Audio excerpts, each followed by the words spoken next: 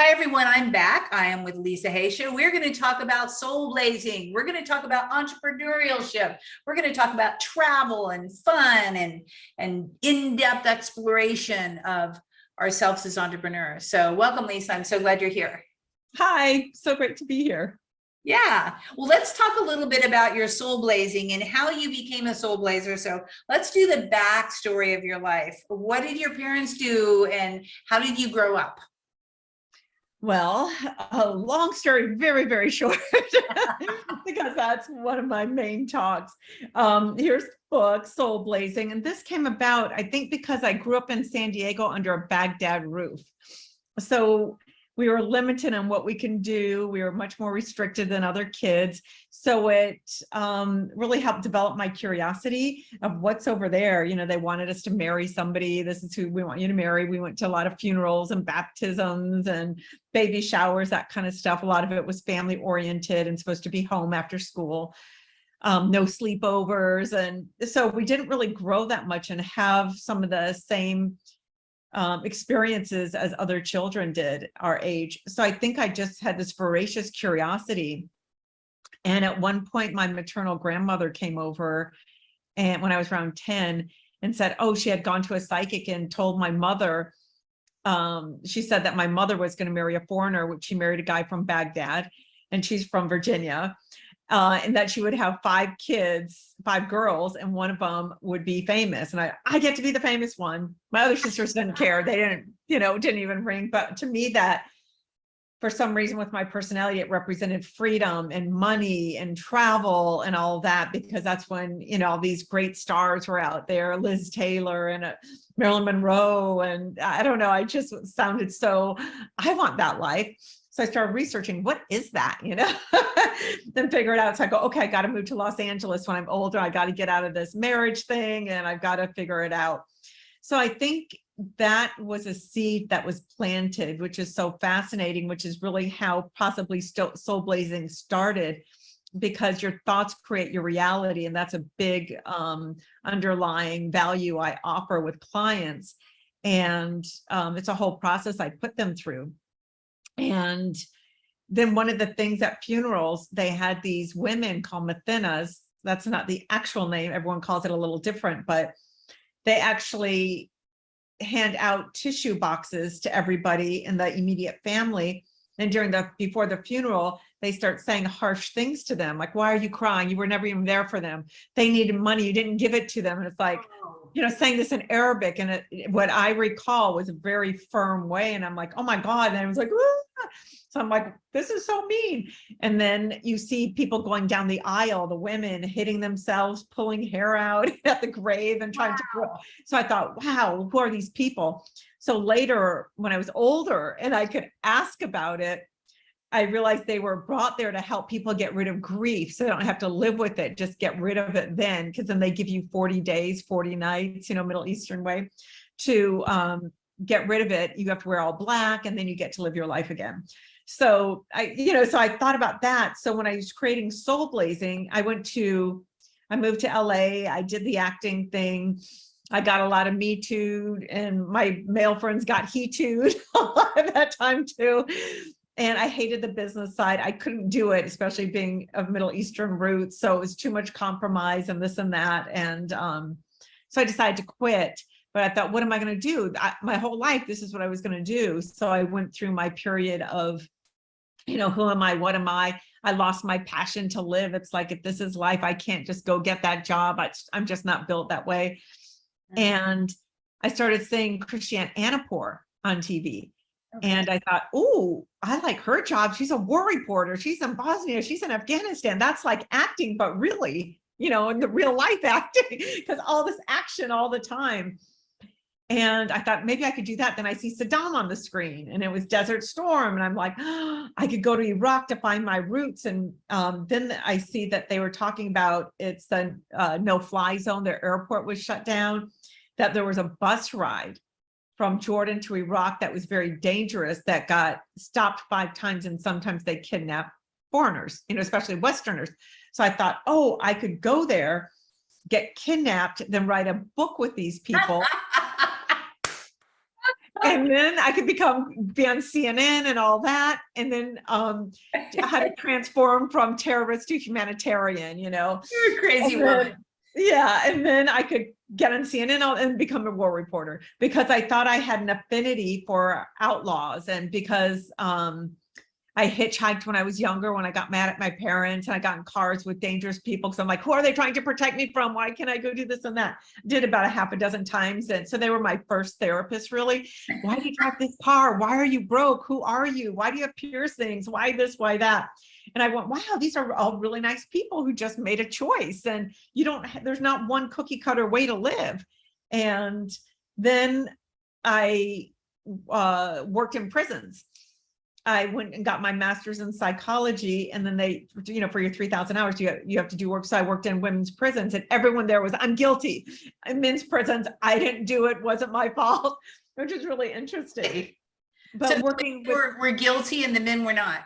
Yeah, the women's like, I killed him. He deserved it. This is what he did to me. And the men were like, I was framed. I'm not guilty. So working with them, I saw these different patterns and started, how did they end up here? What is their psychology? How can I help them because one of them, I got the bully of the prison. She was 6 feet tall, shaved head, a snake coil tattoo on her head that went down her, big biceps. And I'm like, okay. And she bullied everybody. And she's like, I'm just here because I have to be, because you get points, you get a privilege or something. But I've been in here for 23 years.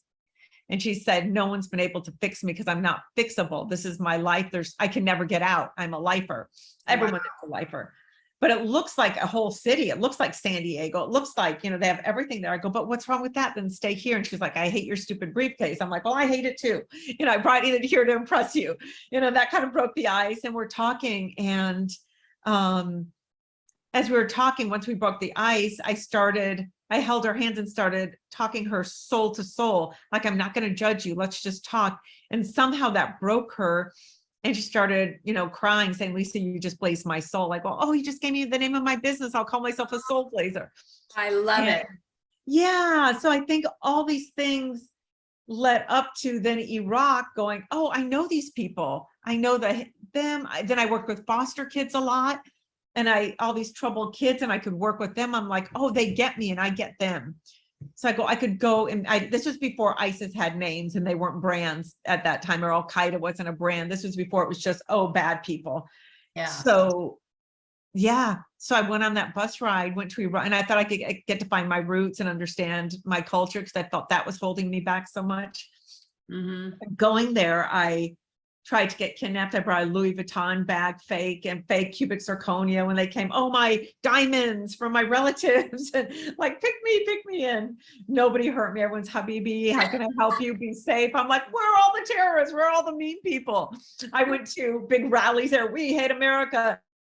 America is Satan, death to America. Then I'd go, I'm American. And they'd go, oh, Habibi, you eat for free. I'm like, America. Oh no, we have to do that. They pull us. If we don't, we get thrown in jail or there's a punishment. I'm like, oh my God. They said, we're just like you. We're just the people. We have to listen to our government. I'm like, oh my God. So it made me learn a lot about the world. And then I went to the orphanage there and I started interviewing the kids there. And that was so profound. And that took me on a 5-year journey to 15 countries, interviewing children. And that was my first book. And that experience just made me love travel and go, oh, there's so much more in the world. So I have a master's in psychology. Now I'm street smart and I wanted to go. Then I did a year of went and stayed with the Dalai Lama for 4 days, went to the mountains of Petra, stayed with the Bedouins, stayed with the Sufis in Cappadocia, the shamans in Peru, the Maoris in New Zealand, the Maasai tribe in Tanzania, the Aborigines in Australia, and spending like a month or so with each to learn the spiritual side. And I grew up with traditional Middle Eastern, so every place taught me something. And then I felt like I had so much information. I'm like, let me write a book, Soul Blazing, because I started doing these different exercises with clients. And it all started then with your soul. when your soul gets in alignment with your personality, that's when your life starts working. When you're fighting against your soul's purpose, your life keeps going off and you're like, what's wrong? I'm doing everything right. But your soul comes in here. Your soul's a visionary and it comes here for a mission. And then you have to have your personality to create obstacles, because otherwise it would be boring if you go, oh, I want to be an actor. Da, da, da, da, da, da. Oh, I'm the #1 star in the world and there's no obstacles. And now everyone loves me and I'm super rich and I get to do whatever I want. The perfect relationship, perfect kids. So you have to have obstacles to grow. Look how bright the stars are. You have to have the dark vastness behind it to see the stars, light up and shine bright. And that's who we are. So we can't go, God, I wish that wouldn't happen to me. I wish I didn't have that obstacle, because that's what makes you shine. You can't shine without that. Yeah, I see that. And I bet you, because it sounds like you stay with the kiddos for quite a long time, because you can see their souls and they can see your souls much easier, I think, right? Yes, absolutely. Yeah, with the children, that's an easy transition. More power to you with the, working with the prisoners. And so what happened with the lady? Bella, the one that I worked with, she ended up going to a payphone, raising $25,000 or something for battered women, and became the person, like the angel that, oh, you're here, let me show you the ropes and all of that. And she said she couldn't be changed. So they're like, what did you do to her? And I'm like, I soul blazed her, ask her. From the bully to the angel. That's phenomenal. And that's when I thought, oh, I have a gift. I could tap into people the way other people can't. Mm-hmm. And I'm going, is that because of my early years of feeling I didn't really understand how I was being raised, and then hitchhiking and at a young age, learning about these other people and seeing how well they treated me when I needed someone to listen. And you couldn't share everything with secrets, keep your skeletons in your closet. And I just said everything, oh, this is what I'm going through. And they listened and gave advice. I'm like, wait a minute. So I think I feel a connection with wounded people that are maybe destroying their life or not living life the way they could, because they don't know how to get out of the maze, how to get out. So so I feel I'm not threatened by them. I know how to embrace them. And I think they feel that. Again, I've traveled so much alone. And even in Amsterdam in the red light district, 4 a.m., my friends are saying, let's walk all home together. I go, no, I want to walk by myself. And then I find a drunk guy who's 6'4", will you walk me home? He's like, how do you know I won't hurt you? I'm like, oh, I don't attract that. I don't know who you are, but with me, you'll be an angel, because that's all I attract. Let's talk. Why are you this way? Why are you on the street? Why are you da da da da? So there's always a connection. So I wasn't afraid to, go anywhere or do anything. Yeah, that's fantastic. And because that, you're on soul purpose. So I think anytime you're on soul purpose, the obstacles kind of go away. Yes. So I see that a lot throughout everybody's life that I witness, in myself as well. If you're on purpose and you're doing what you're supposed to be doing. But, it takes a long time, I think, for people to figure out what is their soul purpose. And do you have any advice around that for people who are like, I'm doing this thing? I mean, number one, first off, I think that people that are entrepreneurial and have started their business are kind of going down their purpose road. That's why they did it. They have enough desire to go there. But for people who feel like they're missing the boat, what would your advice be to them, Lisa, you would say? I mean, people who are doing stuff that they don't enjoy just for money, or they started this business and it's not quite, they know that they're kind of tipping towards where they should be. What would your advice be for them to step back and do what to kind of see that, what you do with your modalities for your clients? Probably. Well, I first of all don't think entrepreneurialism is for everyone. I think it's a very, very, very challenging road. And if you don't have enormous passion to, what I say, make shift happen, that's my tagline. If you don't really have that strong desire, like life or death desire of, I have to do this, this is a gift, it's a super strong calling, you probably won't make it, because you have to make so many sacrifices in your life. It's not easy. I'm a mom. I'm a sister. I'm a daughter. I'm a wife. I have colleague friends. I have best friends from childhood. I have friends from Los Angeles, you know, again, a mother. It's so much of driving pickups, having their play dates, they're this, they're that. So you have to find a way to balance it all and put it all in harmony where you don't destroy yourself. So it's really mind, body, heart, soul.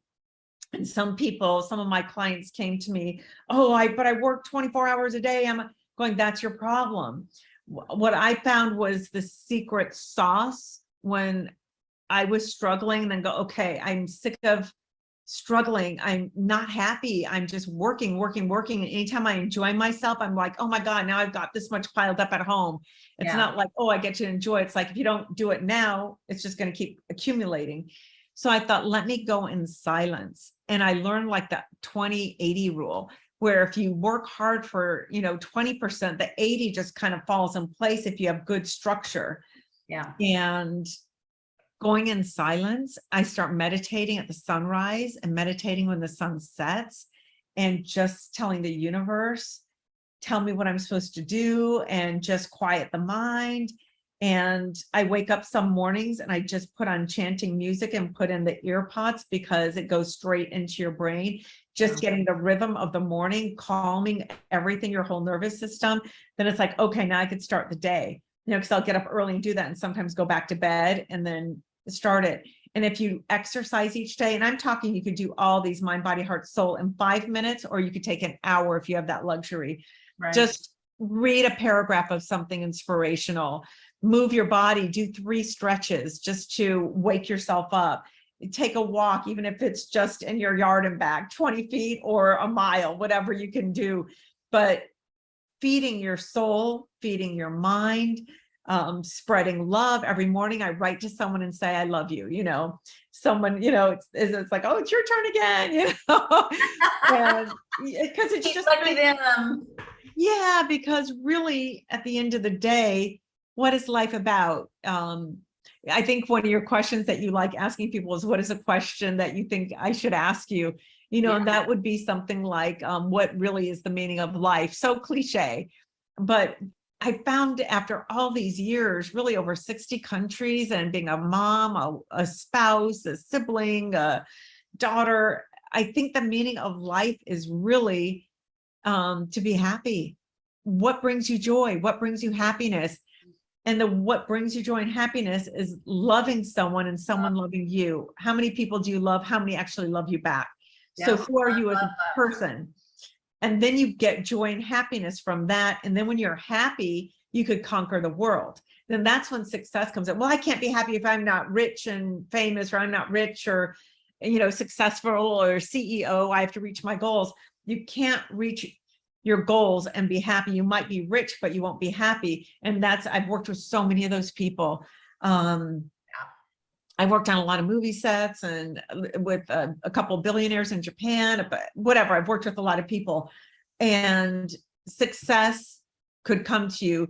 But if you're not happy, you're going to blow it at the casinos. You're going to blow it on drugs. You're going to blow it on buying things, a bigger house, a boat, a yacht, it's a couple of, and then you're so bombarded with responsibility and taking care of all these things. Then people, your inner soul, give me your money. I don't have. Everyone asking you for money, not realizing you're not the only one. Now you got 10 people, 15 people saying, well, you got so lucky. Then it's like, who do you give what to, and how? It just becomes messy and it's lonely at the top. Yeah. So really it's about finding your people, a couple of people that love you and you love, and then that brings your joy, that gives you your base, and then you could move from there. I totally agree with you on that. It's so funny that you talk about Shift Happens. So I almost named this podcast Shift Happens. Yeah. And then I tried to brand it to Organize and Energize, the name of my company, because it's really that's about. But I thought shift does happen, and shift should happen. Actually, if shift isn't happening, then you're asleep. Yeah. Yeah, exactly.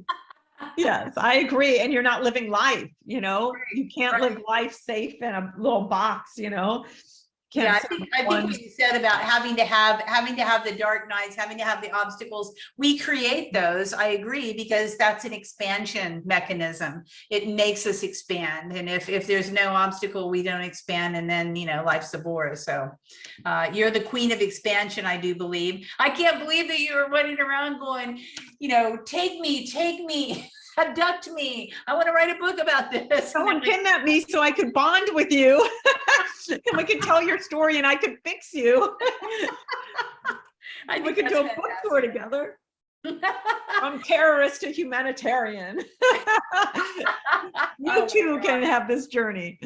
Yeah. That's just crazy. So that just shows you that mind over soul, if your soul's in charge, you can pretty much safe. And I think you can also control how people react to you and how people treat you. You have a woman that a minister, she's walking in a bad neighborhood, and she goes, well, it's not a bad neighborhood. Those are not bad people that are coming to me. Those are people that I am showing love towards. No one would hurt me. So you follow a similar path, and kudos to you, because it does take some inner knowing and inner wisdom to do that. Okay, so I know you have your book and you have several other things. Is there anything that you would like to offer the guests here that they can download to get a closer connection with you? Yeah, if they go to my website, soulblazing.com, okay, and they sign up for the newsletter, they'll get a whole 10-page, beautiful, inspirational work there that they could have lots of insights from. And I'm doing this Zoom class, this 3-tier Zoom class. The first 8 weeks is, know your imposters, really knowing the obstacles that you have in your life. And we work on those. The second 8 weeks is know your story. So then we'll write your story, then rewrite your story, one that works for you, because again, your thoughts create your reality. You can let go of, when I was 6, this happened, so my whole life is ruined. I have clients like that. They're 50s and 60s. Well, when I was 6, my dad said this to me. It's like, yeah. And there's the story on and on. Yeah, it's like a lifetime ago, 10 lifetimes ago. Come on, let's keep evolving. And then the third 8 weeks is creating your legacy. To now that you know this and you have your new story, how do you create from that joyful place and really make shift happen and create magic in your life? And a lot of it is radical self-acceptance and forgiveness, and we do a lot of those exercises. Oh, that sounds fantastic. So if you folks if you go to the website, you download it, then I'm sure you're going to be getting the updates about the Zoom classes that are coming up. I knew that'll be fantastic. So everybody jump in. Everybody can be a soul blazer. Yes, we can. Yes, absolutely. Okay, well, thank you so much for your time. It's been a real pleasure. I love listening to your story. I've actually never heard of a Baghdad house or a Baghdad roof being under. That was quite interesting, intriguing from the very beginning. But I think because you did have the mixed background, that's what put you on that quest. Yeah. Imagine if you were just born from two people from the Midwest, it'd be a totally different person. So completely. We're all blessed by the backgrounds that we have, even though we don't think that we are half the time. We are who we are, why we are right here, right now with our parents, so that we can, find our soul purpose this time around. So thank you so much. It's been a pleasure getting to know you. And I really appreciate your time on the show. I appreciate you too. You're doing great work. Well, thank you. You're welcome. Signing off for now, gang. We'll see you next week. Okay.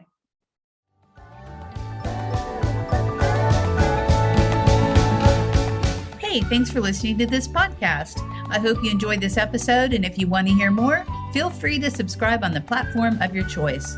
Also, if you feel so inclined, I would truly appreciate a good rating from you to me. Have a stellar day.